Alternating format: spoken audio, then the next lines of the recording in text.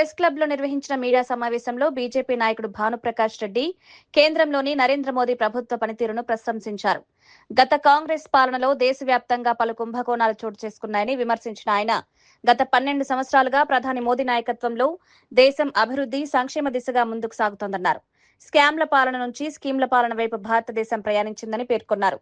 పేదలు, రైతులు, మహిళలు, యువత కోసం కేంద్ర ప్రభుత్వం అమలు చేస్తున్న పథకాలు దేశ అభివృద్ధికి దోహదపడుతున్నాయన్నారు. 2019లో మీకు ఆంధ్రప్రదేశ్ రాష్ట్ర ప్రజలిస్తే ప్రజలకు వెన్నుపోటు పొడిచింది మీరు కదా.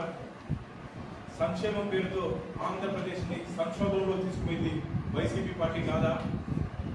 ఆ అంటే మాకు అభివృద్ధి కనపడతాం, ఆంధ్రప్రదేశ్లో ఆ అంటే మాకు అభివృద్ధి కనపడతాం. కానీ 2019 నుంచి 2024 వరకు వైసీపీ వారికి ఆ అంటే అవినీతి, ఆ అంటే అప్పులు, ఆ అంటే అరాచకం. వైసీపీ వాళ్ళకి ఆంధ్రప్రదేశ్ అంటే కనబడింది ఇవే. మేము అభివృద్ధి ప్రదేశ్గా ముందుకు తీసుకోవాలని మేము ప్రయత్నిస్తుంటే వారు అంధకార ప్రదేశ్గా ఆంధ్రప్రదేశ్ని మార్చినట్టు వైసీపీ వాళ్ళు నిన్న మొన్న నల్ల చట్టాలు వేసుకొని రోడ్ల మీదకి వచ్చి పోస్టర్లు పెట్టుకొని అదైపోయింది, ఇదైపోయింది, ఏమైపోయింది ఆయన ఏమి కాలేదు. ఆంధ్రప్రదేశ్ని మేము ముందుకు తీసుకుపోతా ఉంటే ప్రతిపక్ష హోదా కూడా లేనటువంటి జగన్మోహన్ రెడ్డి గారు, ప్రతిపక్ష నాయకుడిగా హోదా కూడా ఆంధ్రప్రదేశ్ రాష్ట్ర ప్రజలు లేనటువంటి తెచ్చుకోనటువంటి జగన్మోహన్ రెడ్డి గారు మా ఇంటి కుటుంబ విమర్శలు ఆధారాలతో మాట్లాడండి అయ్యా, ఆరోపణలు కాదు, ఆధారాలతో మాట్లాడి మేము తప్పు చేస్తే ఖచ్చితంగా సరిదిద్దుకుంటాం. వైసీపీ నాయకులకి నేను మళ్ళీ హెచ్చరిస్తున్నా. ఈ మధ్య ఏదో కొత్తగా పాదయాత్ర ఏదో మొదలు పెడతారంట, చాలా సంతోషం. ఆరోగ్యానికి పాదయాత్ర మంచిది. వైసీపీ చరిత్రలో జైత్ర యాత్రలు ఉండవు, గోదావరి యాత్రలు తప్ప.